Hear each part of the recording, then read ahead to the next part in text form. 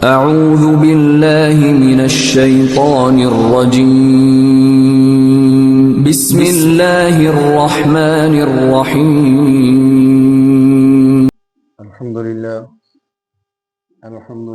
وکفا والصلاة والسلام علی سید الرسل وخاتم الانبیاء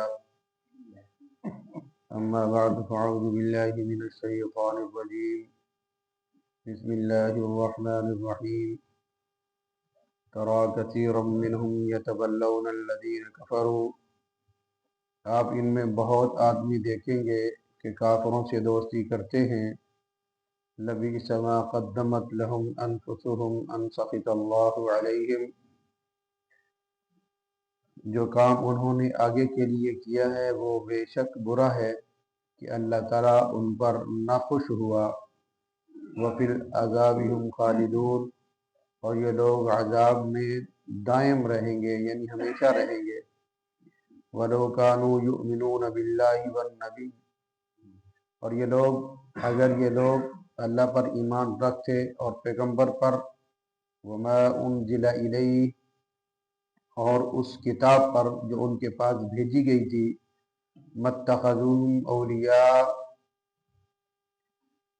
تو ان کو کبھی دوست نہ بناتے وَلَكِنَّ كَثِيرًا مِّنْهُمْ فَاسِقُونَ لیکن ان میں زیادہ لوگ ایمان سے خارج ہی ہیں لَتَجِدَنَّ أَشَدَّ النَّاسِ عَدَاوَةً لِلَّذِينَ آمَنُوا الْيَهُودَ تمام آدمیوں سے زیادہ مسلمانوں سے عداوت رکھنے والے آپ ان یہودیوں کو ہی دیکھیں گے وَالَّذِينَ أَشْرَكُوا اور ان مشرکین کو ہی پائیں گے وَلَتَجِدَنَّ أَقْرَبَهُمْ مَوَدَّةً لِلَّذِينَ آمَنُوا الَّذِينَ اور ان میں مسلمانوں کے ساتھ دوستی رکھنے کے قریب تر ان لوگوں کو پائیں گے جو قالوا انا نصارى اپنے آپ کو نصارہ کہتے ہیں ذلك بأن منهم قسيسين ورهبانا یہ اس سبب سے ہے کہ ان میں بہت سے علم دوست عالم ہیں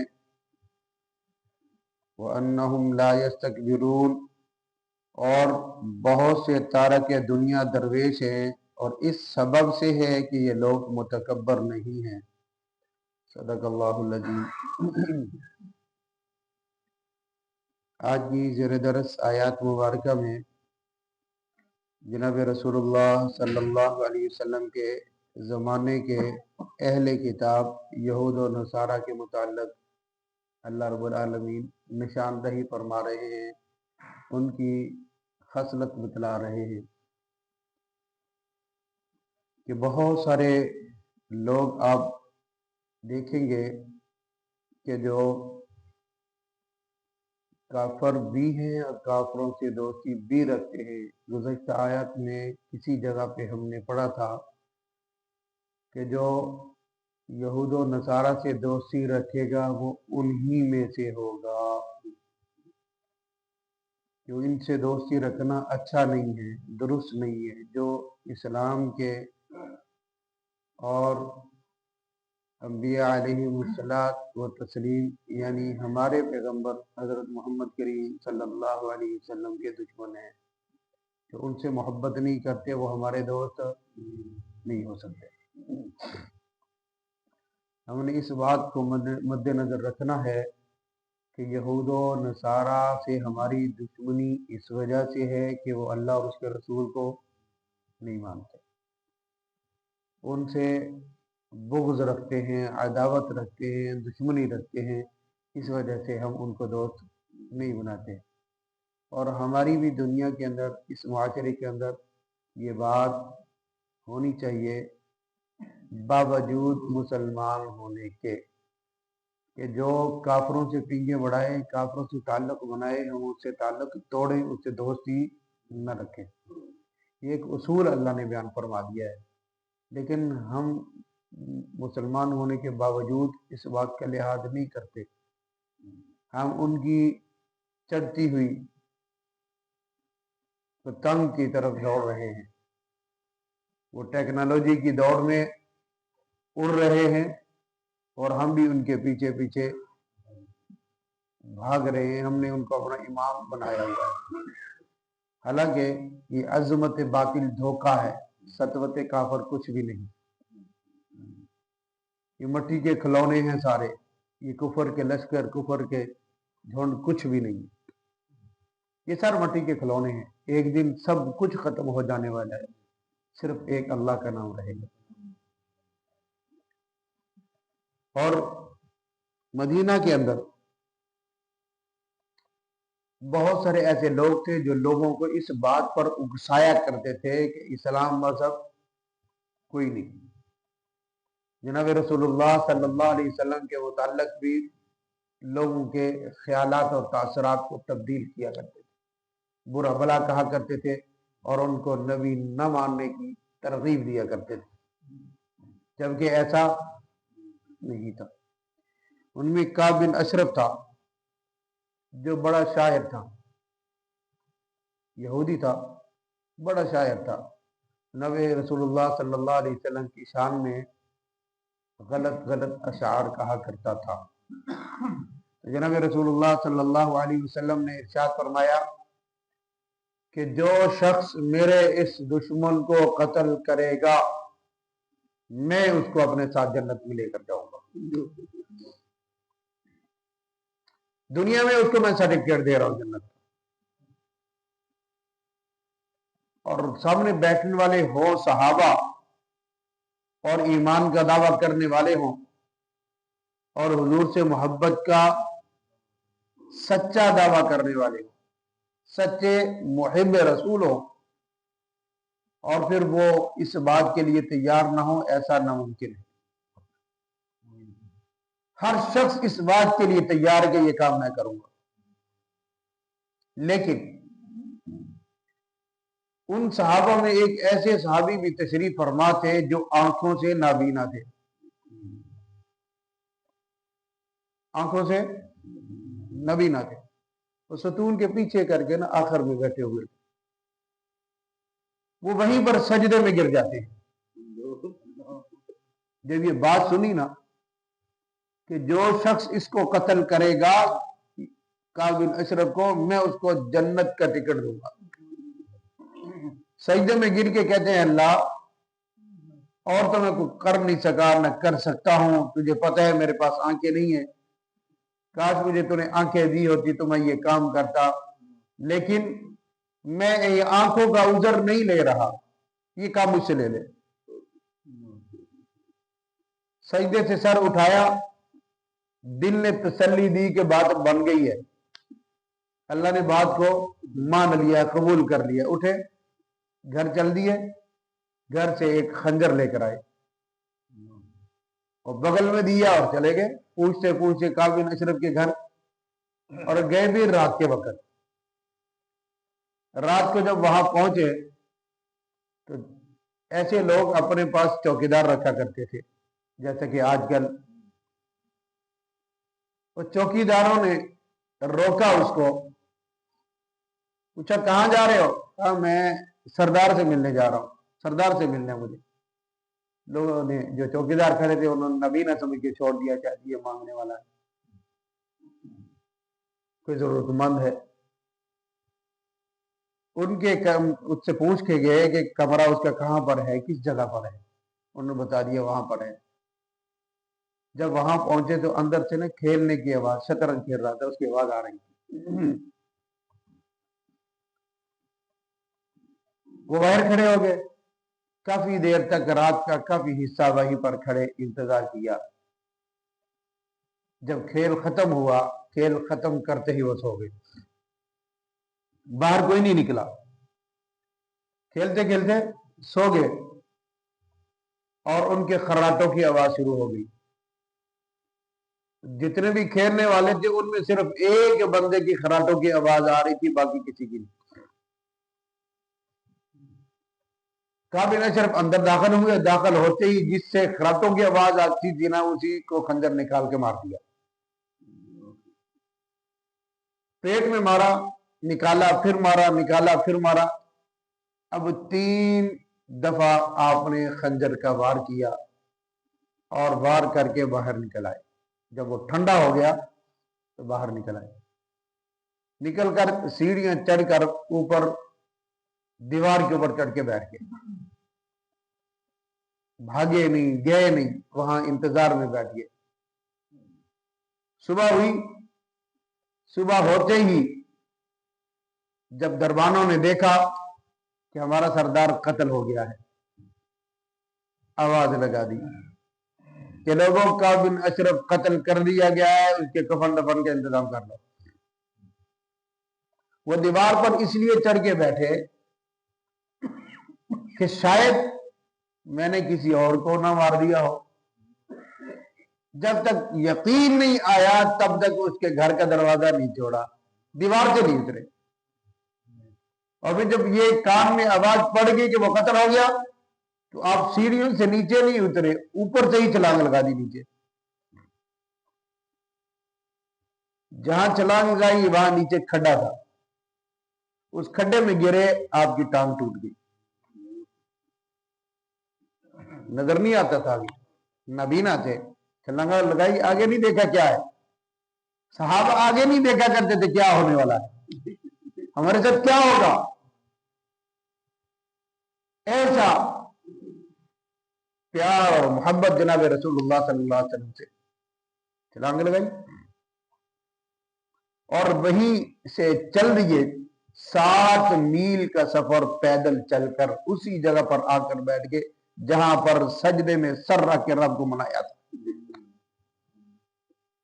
وہ وہاں پر آ کر بیٹھے، ٹوٹی ہوئی ٹانگ سے آپ کو پتہ ہے کتنی تکلیف ہوتی ہے۔ ٹانگ ٹوٹی ہوئی ہو اور پھر وہ تکلیف نہ ہو، ناممکن۔ ٹوٹی ٹانگ سے اتنی تکلیف ہوتی ہے کہ بندہ سانس لینا بھی مشکل ہوتا ہے۔ چنانچہ وہیں پر بیٹھے سجدہ کر دیا، اللہ تیرا شکر ہے تو نے مجھ سے یہ کام لیا۔ اتنے میں حضرت جبرائیل علیہ السلام تشریف لے آئے۔ جناب رسول اللہ صلی اللہ علیہ وسلم کو آ کر خوشخبری دی، یا رسول اللہ صلی اللہ علیہ وسلم مبارک ہو۔ جبرائیل کس چیز کی؟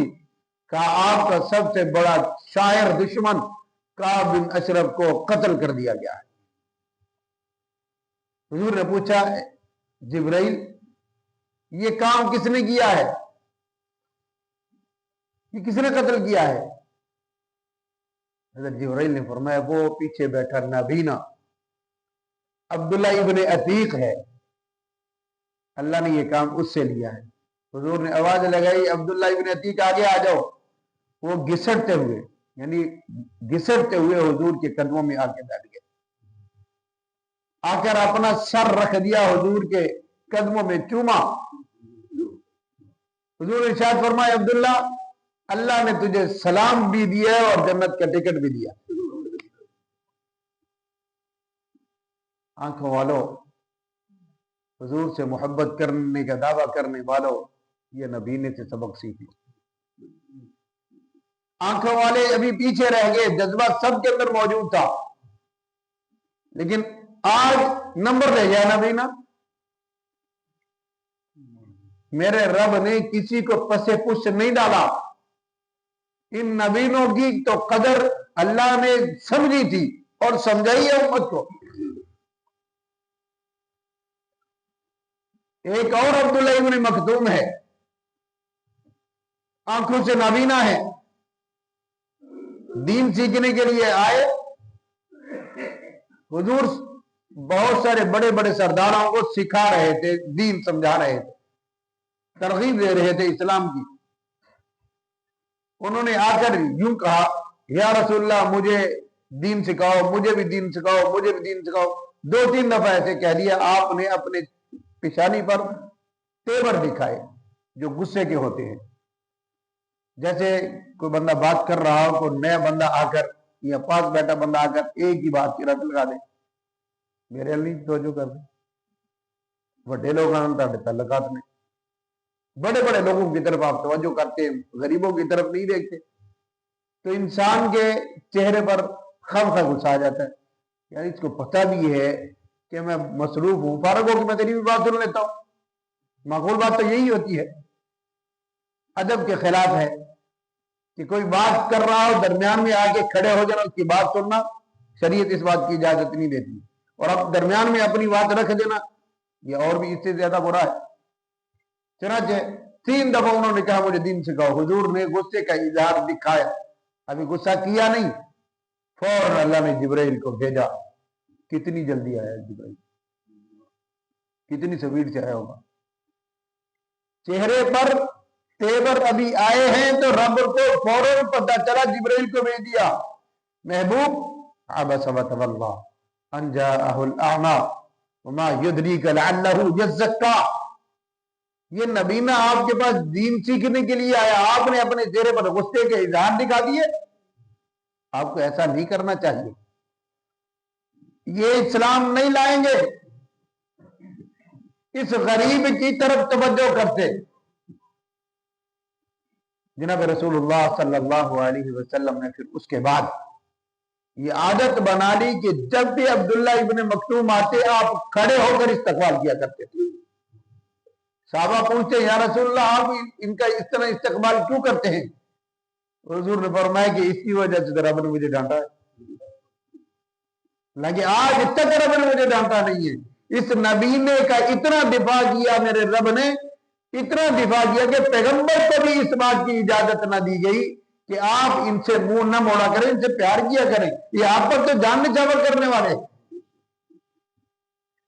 پھر جب بھی آپ کسی غزوے میں تشریف لے جاتے تو مدینے کا والی عبداللہ ابن مکتوم کو بنا کے جایا کرتے تھے، اور پھر مصلی پر انہی کو کھڑا کیا کرتے تھے کہ میرے بعد نماز آپ نے پڑھانی۔